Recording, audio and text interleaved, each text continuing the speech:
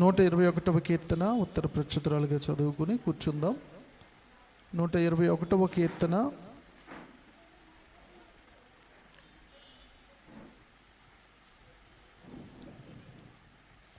Sam number 121. కొండల తట్టు నా కన్నులెత్తుచున్నాను, నాకు సహాయము ఎక్కడి నుండి వచ్చును? యెహోవా వలన నాకు సహాయం కలుగును. ఆయన భూమి ఆకాశమును సృజించినవాడు. ఆయన నీ పాదము తొట్టిల్లనియడు, నిన్ను కాపాడువాడు కునుకడు. ఇశ్రాయేలును కాపాడువాడు కునుకడు, నిద్రపోడు. యెహోవాయే నిన్ను కాపాడువాడు, నీ కుడి ప్రక్కన యెహోవా నీకు నీడగా ఉండును. పగలు ఎండ దెబ్బైనను నీకు తగులదు, రాత్రి వెన్నెల దెబ్బైనను నీకు తగులదు. ఏ అపాయమును రాకుండా యెహోవా నిన్ను కాపాడును, ఆయన నీ ప్రాణమును కాపాడును. ఇది మొదలుకొని నిరంతరము నీ రాకపోకలు యందు యెహోవా నిన్ను కాపాడును. కూర్చుందాం దయచేసి. అందరూ క్రమంగా లైన్లో కూర్చోవాలని మనం చేస్తున్నా. ఈరోజు మనం దేవుని సన్నిధానంలో కొన్ని పాటలతో ప్రభువుని స్తుతించాం. అందుని బట్టి నేను ప్రభువుకి ఎంతగానో కృతజ్ఞతాస్తుతులు చెల్లిస్తూ ఉన్నాను. అయితే ఇప్పుడు 121వ కీర్తనలో 3వ చరణం, ఒక చరణాన్ని నేను ధ్యానం చేయాలని ఆశపడుతూ ఉన్నాను. దీన్ని ఏమంటారంటే ఎక్స్పోజిటరీ సర్మన్ అంటారనమాట.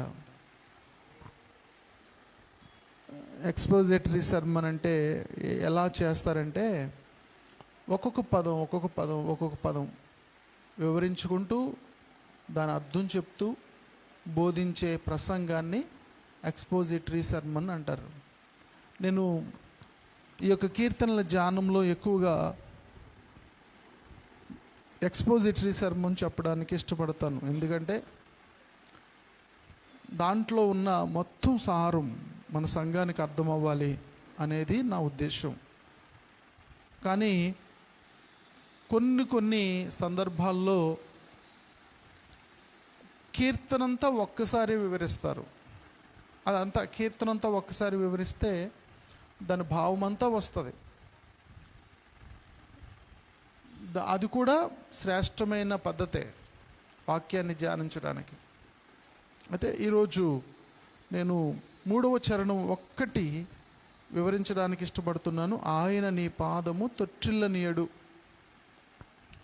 అంటే ఇక్కడ మనము పాదాలు తొట్టిల్లడం కోసం అక్కడ చెప్పబడింది. తొట్టిల్లనివ్వడు అంటున్నారు. ఆయన తొట్టిల్లనిస్తారు అనట్లేదు. ఆయన మన పాదములను ఏం చేయరంటండి? తొట్టిల్లనివ్వరు. తొట్టిల్లడం అంటే మీకు అందరికీ తెలిసే ఉండొచ్చు. తొట్టిల్లడం అంటే అర్థం ఏంటంటే తప్పటడుగులు వేయడం, అంటే అడుగు జారిపోవడం, జారి పడిపోవడం. ఇదంతా కూడా తొట్టిల్లడం కోసమే వస్తుంది. అయితే ఎవరికి మాటలు దేవుడు చెప్తున్నారనేది మనము అర్థం చేసుకోవాలి. ఎవరికి చెప్తున్నారు అని అంటే, ఆయన నీ పాదము తొట్టిల్లనీయుడు అనే మాట అందరికీ కాదు. మరి ఎవరికి?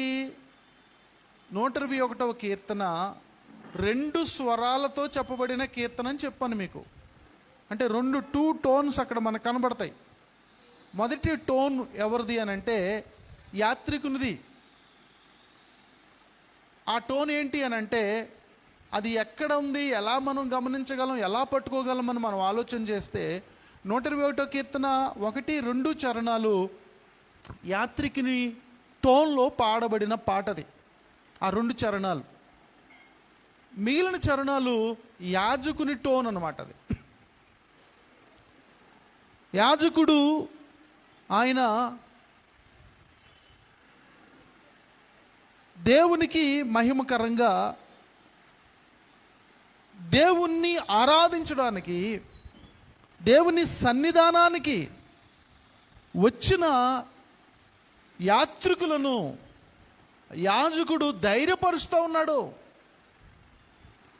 ఏ మాటలతో ధైర్యపరుస్తున్నాడంటే, మొదటిగా చెప్తున్న మాట, ఆయన నీ పాదము తొట్టిల్లనివ్వడు అంటున్నారు. ఇది నేను అంతకుముందే యాత్ర కీర్తనలు అని చెప్పి నేను మీకు చెప్తూ వస్తున్నాను. 120వ కీర్తన నుండి 120వ కీర్తన నుండి యాత్ర కీర్తనలు ఎక్కడి వరకు అని చెప్పాను నేను? ఇంచుమించుగా 134వ కీర్తన వరకు యాత్ర కీర్తనలు. 120 నుండి 134 వరకు ఇవి. ఈ యాత్ర కీర్తనలన్నీ కూడా ఎవరు పాడతారు అని అంటే, యాత్ర చేసేవాళ్ళు పాడతారు. ఎప్పుడు పాడతారంటే, యెరూషలేమునకు ఆరాధన చేయడానికి వెళుతున్న సమయంలో యాత్రికులు పాడే కీర్తన. ఆ యెరూషలేమునకు ఆరాధన చేయడానికి వెళుతున్నప్పుడు ఈ 121వ కీర్తనలో యాత్రికుని యొక్క అభిప్రాయం మొదటిగా ఆయన వెల్లడిపరిచాడు. 1వ వచనంలో, కొండల తట్టున కన్నులెత్తుచున్నాను, నాకు సహాయము ఎక్కడి నుండి వచ్చును అని చెప్తూ జవాబు కూడా ఆయనే చెప్పేసుకున్నాడు, యాత్రికుడే. 2వ వచనంలో ఏంటి? యెహోవా వలననే నాకు సహాయము కలుగును అని చెప్తూ మళ్ళీ ఇంకేమంటాడు? ఆయన భూమి ఆకాశములను సృజించిన వాడు అంటున్నారు.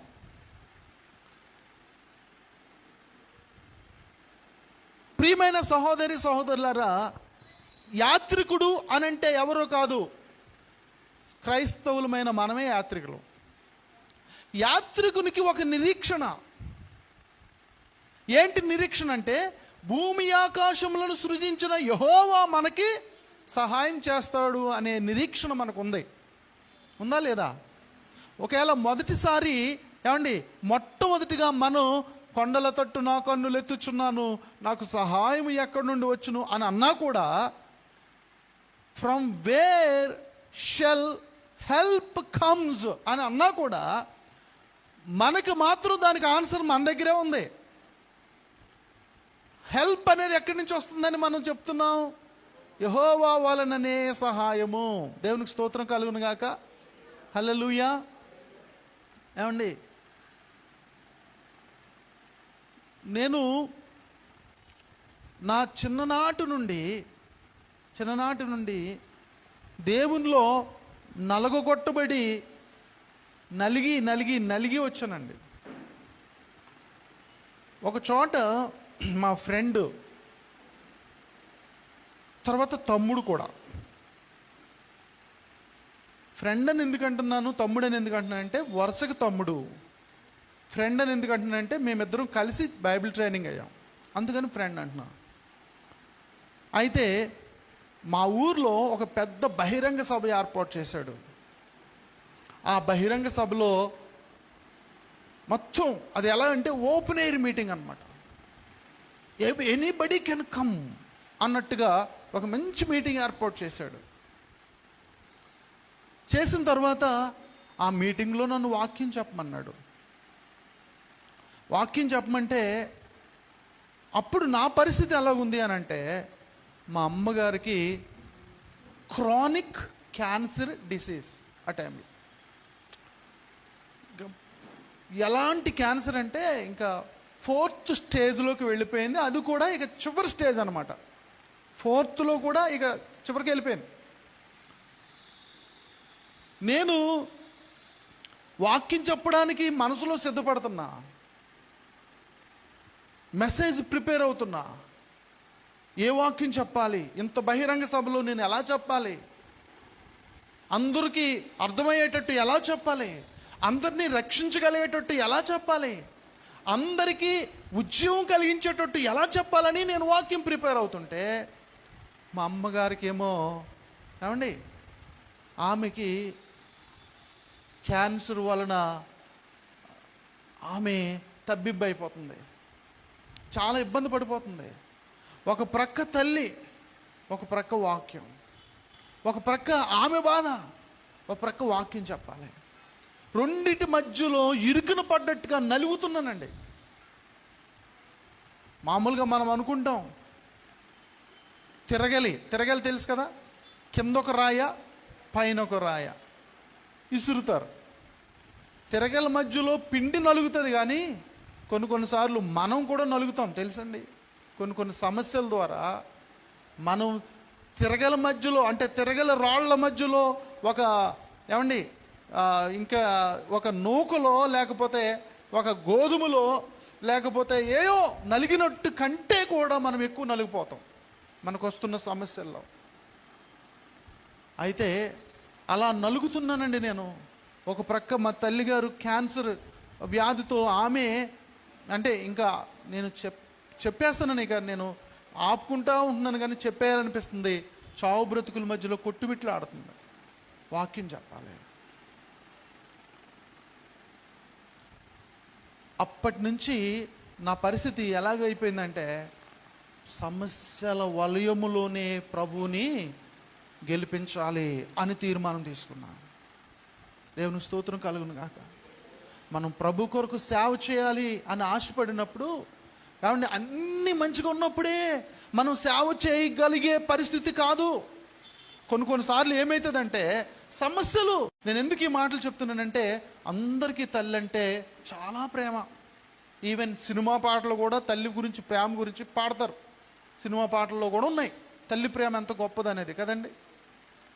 అవి నేను విన్నప్పుడు కొన్నిసార్లు ఆ సినిమా పాటలు బయటకు, అంటే నేను పనిగట్టుకుని వెళ్తూ ఉంటాను, ఏదో సౌండ్ బాక్స్లో వస్తూ ఉంటుంది కదా, అలాంటప్పుడు చెవులోకి వచ్చేస్తాయి ఆ స్వరాలు. ఆ చెవులోకి వచ్చినప్పుడు వాళ్ళు కట్టిన పదాలు అన్నీ కూడా తల్లి ప్రేమ గురించి వివరిస్తుంటే నిజమే కదా అనిపిస్తుంది. ఒక్కోసారి వాళ్ళు కూడా కరెక్ట్గానే వివరిస్తారు. అలా నేను సినిమాలు చూడండి, సినిమా పాటలు వినండి అని నేను ప్రోత్సహించట్లేదు. నేను దానికి, సినిమా చూడడానికి, సినిమా పాటలు వినడానికి బద్ధ విరోధిని, చాలా ఆపోజిట్ నేను. అయితే నేను చెప్పొచ్చేది ఏంటంటే, తల్లి ప్రేమ ఎంతో గొప్పది.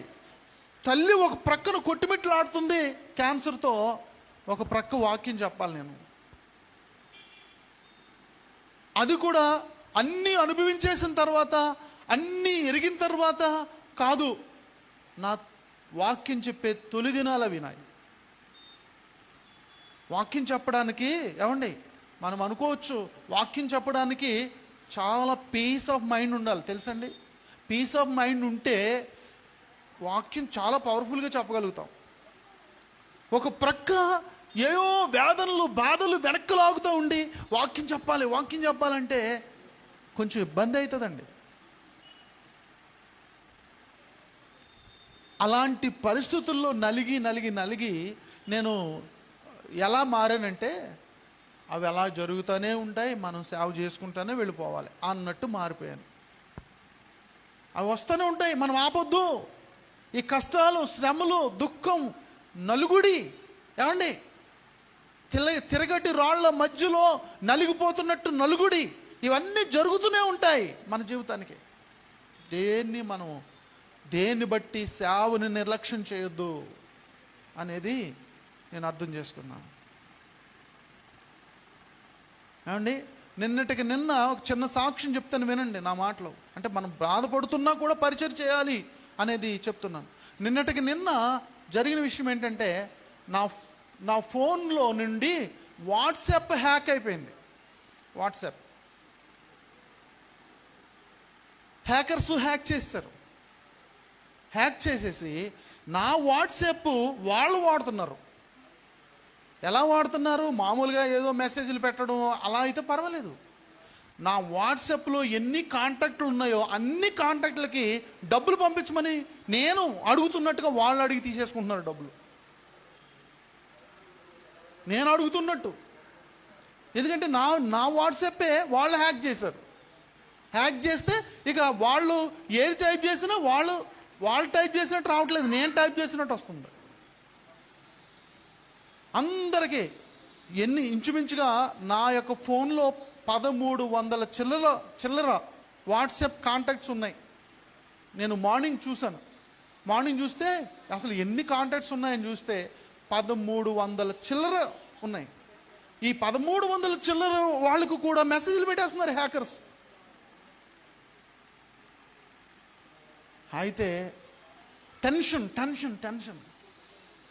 కొంతమంది ఏమండి నేనే మెసేజ్ పెడుతున్నానేమనుకుని కొంతమంది డబ్బులు కూడా పంపేస్తున్నారు వాళ్ళకి. ఇంచుమించుగా 95,000 రూపాయలు పంపేశారు వాళ్ళకి కొంతమంది. అంటే వాళ్ళు నాకు చెప్పిన విషయం, ఒకళ్ళు 30,000, ఒకళ్ళు 30,000, ఒకళ్ళు 20,000, ఒకళ్ళు 15,000, 95,000 పంపేశారు. టెన్షన్ నాకు, అరే డబ్బులన్నీ పోతున్నాయి. వీళ్ళు ఆపట్లేదు, నా వాట్సాప్లో నుంచి అందరికీ మెసేజ్లు పెట్టేస్తున్నారు, డబ్బులు తీసేసుకుంటున్నారు. మళ్ళీ ఎలా తీసుకుంటున్నారు అనుకుంటున్నారు? ఇప్పుడు నా అకౌంట్కి ఏమని చెప్పట్లేదు వాళ్ళు ఏమంటున్నారంటే, నేను మెసేజ్ చేసినట్టు పెట్టి ఈరోజు నా లిమిట్ ఎక్సీడ్ అయిపోయింది అంటే 1,00,000 రూపాయలు దాటిపోయింది అనుకోండి, మళ్ళీ దానికి డబ్బులు రావు, డబ్బులు వెళ్ళవు. కాబట్టి 1,00,000 రూపాయలు అయిపోయింది నాకు, కాబట్టి నాకు పంపించినా రావు, ఫలానా అకౌంట్ ఇస్తున్నాం దానికి పంపించండి వస్తాయని చెప్పి వేరే వాళ్ళ అకౌంట్ ఇస్తున్నారు, వాళ్ళకి పంపేస్తున్నారు. వీళ్ళు పంపించేసి తర్వాత నాకు ఫోన్ చేస్తున్నారు. అప్పుడు కూడా ఎప్పుడు ఫోన్ చేస్తున్నారు తెలుసండి? పంపించేసి అంటే పంపిన వాళ్ళు 4 పంపారు. ఆ పంపిన వాళ్ళు ఎప్పుడు ఫోన్ చేస్తున్నారంటే, మొదటగా ఫస్ట్ 15,000 పంపమనే పెడుతున్నాడు మెసేజ్.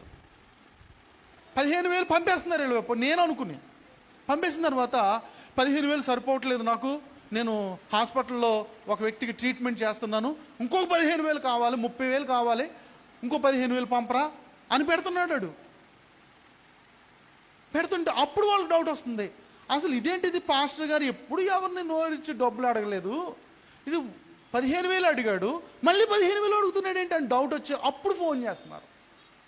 ఫోన్ చేస్తుంటే అప్పుడు నేను చెప్తున్నా, అంటే ఈ 1300 చిల్లర వాళ్ళకి ఒక్కసారి నేను ఎక్కడ ఫోన్ చేయగలను? ఒక్కొక్కరికి అక్కడికి పాపం యవనస్తులు ఒక్కొక్కరికి ఫోన్ చేయడం మొదలుపెట్టారు. ఇట్లా పాస్టర్ గారు ఫోన్ హ్యాక్ అయిపోయింది, మీరు ఎవ్వరు డబ్బులు పంపించకండి అని చెప్పి ఫోన్ చేయండి. కానీ ఒక్కసారి ఇంతమందికి ఫోన్ చేయలేము కదా. ఈ ఫోన్ చేసే లోపలనే ఒక్కొక్కరికి ఫోన్ చేసేయడం, వాళ్ళు మెసేజ్లు ఫోన్ చేయట్లేదు, వాట్సాప్ ద్వారా మెసేజ్. ఇంత టెన్షన్లో ఏమండి రాత్రంతా టెన్షనే. ఎప్పుడు జరిగింది ఇది అంటే, నిన్న మధ్యాహ్నం 11:58 హ్యాక్ అయింది నా ఫోను. అంటే 12 గంటలకు అనుకోండి. మధ్యాహ్నం 12 గంటల నుంచి ఇంకా ఇదే బాధ. ఇంకో విషయం ఏంటి, వాళ్ళు నా అకౌంట్ హ్యాక్ చేయలేదు, నా బ్యాంక్ అకౌంట్స్ హ్యాక్ చేయలేదు, వాటిలోంచి డబ్బులు తీసుకోవట్లే.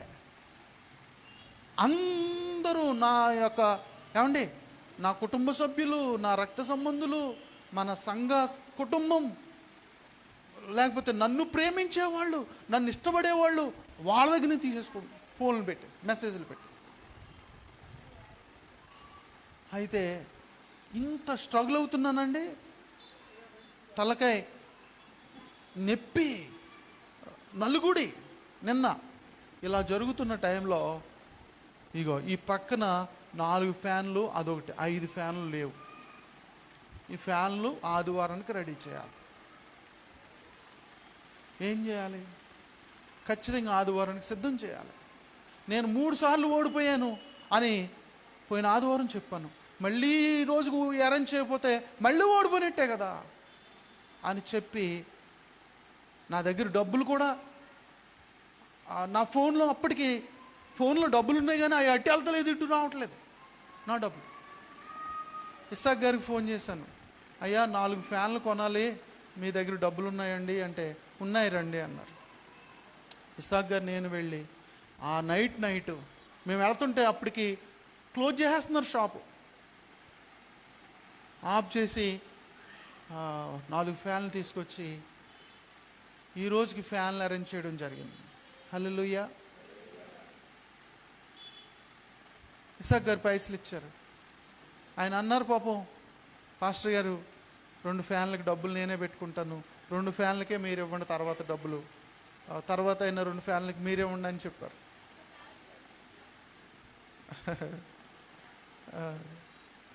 అంటే ఇంత నలుగుడిలో కూడా పరిచర్య నిర్లక్ష్యం చేయకూడదు.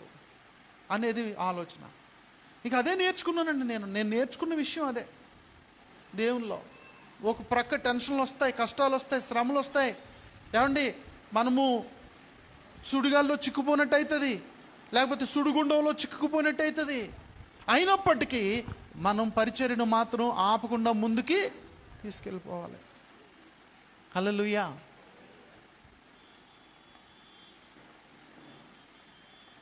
ఇప్పుడు ఎందుకు నేను ఈ మాటలు చెప్తున్నానంటే, మనకి సహాయం ఎక్కడి నుంచి వస్తుంది? యెహోవా. దేవునికి స్తోత్రం. మనము ముందుకు సాగిపోతూనే ఉండాలి. యాత్రికుడు ఆగకూడదు. యాత్రికుడు ఏం చేయకూడదు? ఏదో ఇబ్బంది కలిగింది కదా అని చెప్పి అక్కడ స్ట్రక్ అయిపోకూడదు యాత్రికుడు. మనం ముందుకెళ్ళిపోతూ ఉండాలి. హల్లెలూయా. అలా ముందుకు వెళ్ళే యాత్రికునితో యాజకుడు పలికే మాట ఏంటి అని అంటే, యాత్రికునితో యాజకుడు పలికే మాట ఏమండి, మేమిద్దరం ఇస్సాక్ గారు నేను ఫ్యాన్లు తీసుకుని వస్తున్నప్పుడు రజనీ పిన్ని గారు ఫోన్ చేశారు. ఫోన్ చేసి ఆమె ఏడ్చేస్తుందంట. ఈ ఫోన్ హ్యాక్ అయిపోయింది, డబ్బులన్నీ అయిపోతున్నాయి, ఏంటి ఇంత ఇలా దారుణం అయిపోయిందని. పాపం ఆమె అక్కడే ఏడ్చేస్తుంటే వాళ్ళు ఫోన్ చేసి, అమ్మ నువ్వు ఏడవకమ్మా అని చెప్పి, చెల్లోళ్ళు అన్నతో మాట్లాడు ఒకసారి, నువ్వెందుకు అంతా ఏడుస్తావు అని చెప్పి వాళ్ళు నాకు ఫోన్ చేపించి నాతో మాట్లాడిపించారు ఆ రాత్రి టైం. పిన్ని ఇట్లా ఇస్సాక్ గారు నేను ఇప్పుడే ఫ్యాన్లు తీసుకుని వస్తున్నావు అంటే అప్పుడు ఆమెకి కొంచెం ధైర్యం వచ్చింది. నేను ధైర్యం చెప్పాను, ఏడవద్దు పిన్ని, ధైర్యంగా ఉందాం, ఇలాంటి శ్రమలు ఇలాంటి కష్టాలు సహజమే, మామూలే, అయినా మనము ముందుకే వెళ్ళాలి, దేవుని సేవ చేసుకుంటూ మనం ముందుకు వెళదాం, మీరేం బాధపడకండి, ధైర్యంగా ఉండండి అని చెప్పి మళ్ళీ ఆ పిన్నికి ధైర్యం చెప్పాను. అంటే మన ఇరుకుల్లోనే మనం ఆయనతోనే బ్రతకాలి. కష్టాలు వచ్చినా ఆయనతోనే బ్రతకాలి, ఇబ్బందులు వచ్చినా ఆయనతోనే మన ప్రయాణం ఏమవ్వాలి? ముందుకు వెళ్ళిపోవడమే.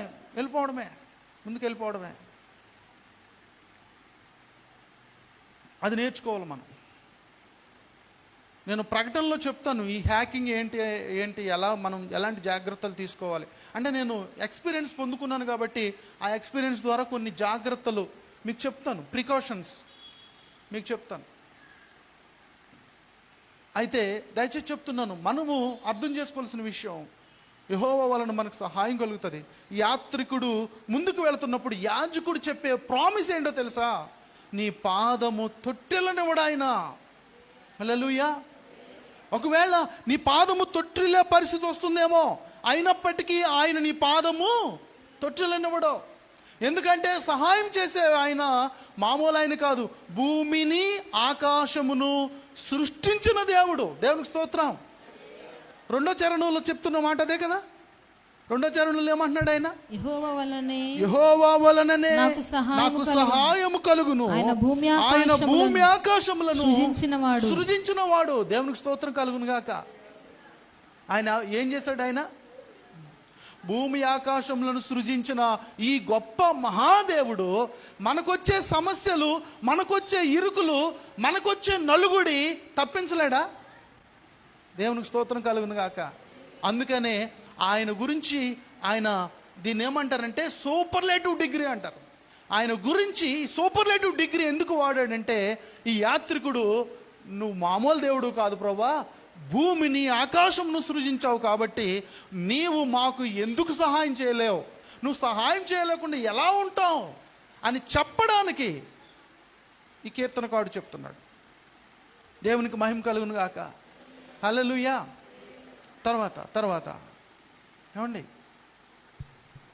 తొట్టిల్లడం కోసం నేను కొన్ని మాటలు, ఒకవేళ మనమే కనుక తొట్టిల్లిపోతే ఏమవుతుంది? తొట్టిల్లకుండా ఉంచుతాడంటున్నాడు ఆయన.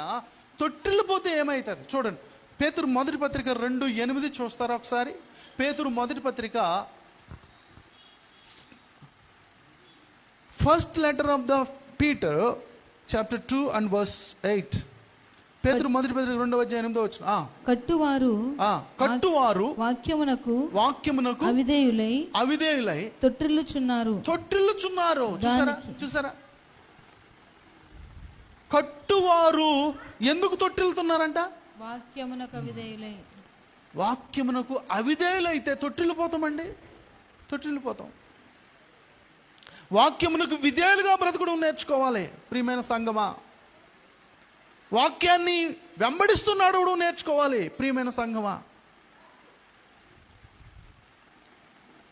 కట్టువారంటే ఏమండి, ఆ టైంలో ఇక్కడ చెప్పబడిన మాట ఏంటంటే ఇల్లు కట్టువారు.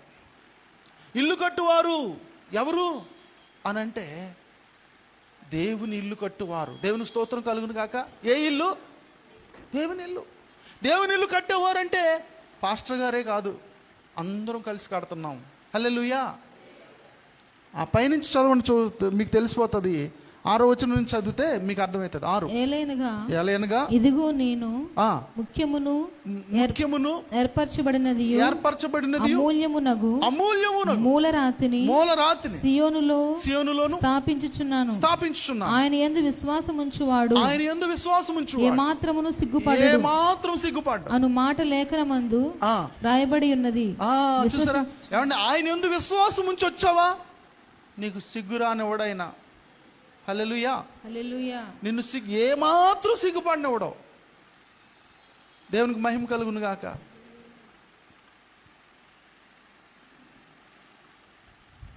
ఆయన యందు విశ్వాసం ఉంచి దీనిని సిగ్గుపడనివాడు. అంటే ఎదుటి వారి దగ్గర నిన్ను పలచన చేయడు, ఎదుటి వారి దగ్గర తలంచుకునేటట్టు చేయడు, ఎదుటి వారి దగ్గర నువ్వు ఓడిపోయేటట్టు చేయడు. దేవునికి మహిమ కలుగును గాక. ఒక దైవ సేవకుడు ఈ పాట బాగా విరివిగా పాడు. ఓడిపోనివ్వడు యేసయ్య, ఓడిపోనివ్వడు, ఓడిపోనివ్వడు యేసయ్య, ఓడిపోనివ్వడు. ఓటమి తప్పని రోజైనను ఓడిపోనివ్వడు, చేదాటిపోయిన స్థితిలైనను ఓడిపోనివ్వడు. ఓటమి తప్పని రోజైనను ఓడిపోనివ్వడు, చేజారిపోయిన స్థితులైనను ఓడిపోనివ్వడు, సిగ్గుపడనివ్వడు యేసయ్య, సిగ్గుపడనివ్వడు, సిగ్గుపడనివ్వడు యేసయ్య, సిగ్గుపడనివ్వడు. హల్లెలూయా. ఏమండి, నేను ఎందుకు ఈ మాటలు చెప్తున్నానో మీకు అర్థమవుతుంది అనుకుంటున్నాను. అదేంటి అనంటే, ఆయన మనలను సిగ్గుపడనివాడు, ఆయనందు విశ్వాసం ఉంచిన వారిని ఏం చేయనివాడో సిగ్గుపడినవాడు. ఎందుకంటే ఆయన యందు విశ్వాసం ఉంచిన వారికి ఏమండి ముఖ్యమైన మూలరాయిగా ఆయనే ఉన్నాడు. మనం కట్టే ఇంటికి కార్నర్ స్టోన్ ఎవరంటే క్రీస్తు. దేవునికి స్తోత్రం కలుగును గాక. ఆ క్రీస్తు కార్నర్ స్టోన్ కనుక ఏమండి మనము వాక్యానికి విధేయులమై మనం కడితే ఆయన ఏం చెప్తున్నాడు తెలుసా? నిన్ను తొట్టిల్లనివ్వను అంటున్నాడు. వాక్యానికి అవిధేయులైన వారిని తొట్టిల్లిపోతున్నారు అంటున్నాడు ఆయన. 8వ వచనం ఇప్పుడు చదవండి. 8వ వచనం పేతురు మొదటి పత్రిక 2:8. కట్టువారు వాక్యమునకు అవిధేయులై తొట్టిల్లుతున్నారు. అంటే తొట్టిల్లుతున్నారు కారణం ఏంటి అని అంటే వాక్యానికి అవిధేయులు అవటం ద్వారా తొట్టిల్లుతున్నారు. అంటే వాక్యానికి అవిధేయులు అవడం అంటే అర్థం ఏంటి? నువ్వు చర్చ్కి రావాలి అని వాక్యం చెప్తుంటే రామానేడు. మందిరాన్ని అంటే దేవుని ఇంటిని కట్టేవారి గురించి చెప్తున్న మాట. దేవుని ఇల్లు అంటే ఈ సంఘమే. ఈ సంఘాన్ని కొడుతున్న వారు చెప్పే మాట, వారి గురించి చెప్తున్న మాట. మీరు ఎప్పుడు తొట్టిల్లిపోతారు అని అంటే దేవుని వాక్యానికి అవిధేయులైనప్పుడు తొట్టిల్లిపోతారు. కానీ మనం we are not disobedient to the God's word.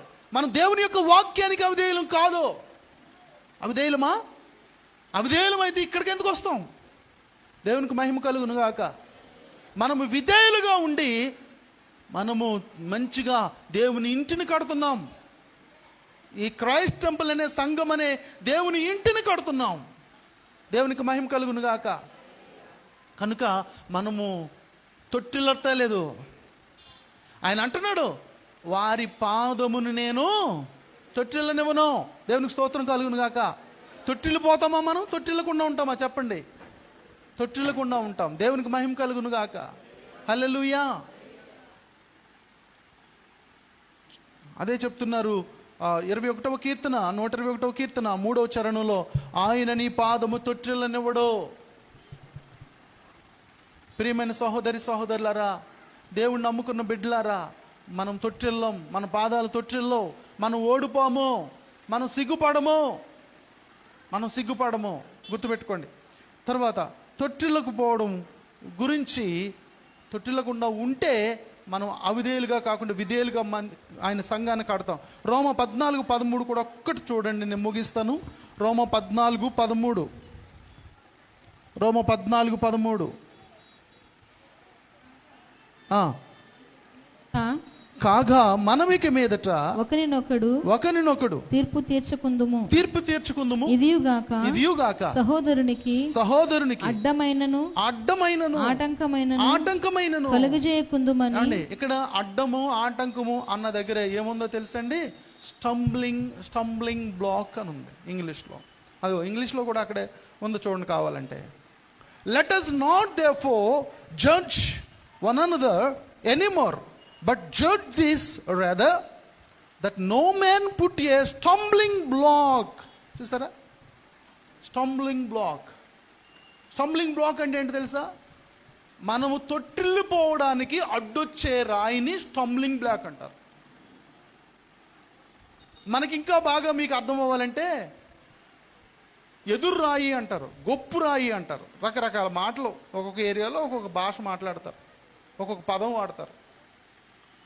ఎదురు రాయి అంటే ఏంటి?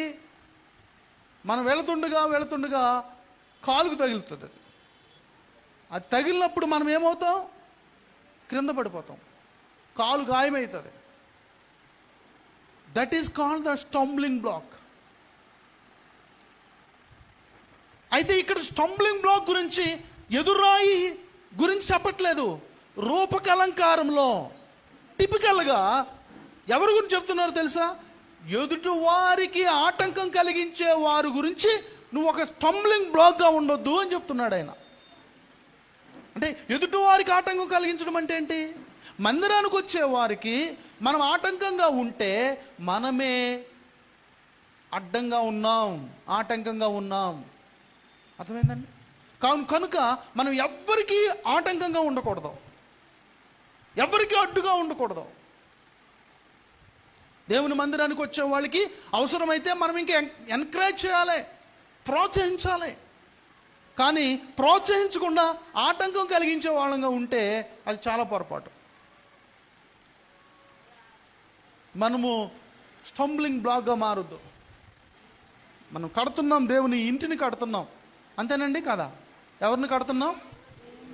దేవునికి స్తోత్రం కలుగును గాక. దేవుని ఇంటిని కడుతున్నాం కనుక మనము ఎదుటి వారికి స్టంబ్లింగ్ బ్లాక్గా ఉండొద్దు, ఎదురు రాయిగా ఉండొద్దు. లేకపోతే ఇంకొక మాటలో చెప్పాలంటే, వాళ్ళు తొట్టిల్లిపోవడానికి నువ్వే కారకుడిగా మారొద్దు. మనమే కారకులుగా ఉండకూడదు ఎదుటి వాళ్ళు తొట్టిల్లిపోవటానికి. ఇప్పుడు మనము పొరపాటున ఏమండి ఎవరినైనా చర్చకు వచ్చే వాళ్ళని రానివ్వకుండా ఆపమనుకోండి. ఉదాహరణకి పొరపాటున వాళ్ళు ఆగిపోతే, వాళ్ళు ఒకవేళ దేవుళ్ళలో నుంచి తొలగిపోతే, దానికి ఎక్కడ కాకపోయినా పరలోకంలో అయినా లెక్క చెప్పవలసింది మనమే. అవునా కదా? ఎక్కడైనా సరే, ఇక్కడైనా పరలోకం, కొన్నిసార్లు ఇక్కడే దేవుడు లెక్క అడుగుతాడు. ఇక్కడ అడిగినా అడగకపోయినా మాత్రం పరలోకంలో మాత్రం దేవుడు మనల్ని ఏమడుగుతారు? లెక్క అడుగుతారు. దేవుని సంఘానికి ఎవరిని మనం స్టంబ్లింగ్ బ్లాక్గా మారి ఆపకుండా ఉందుముగాక. ఆమేన్.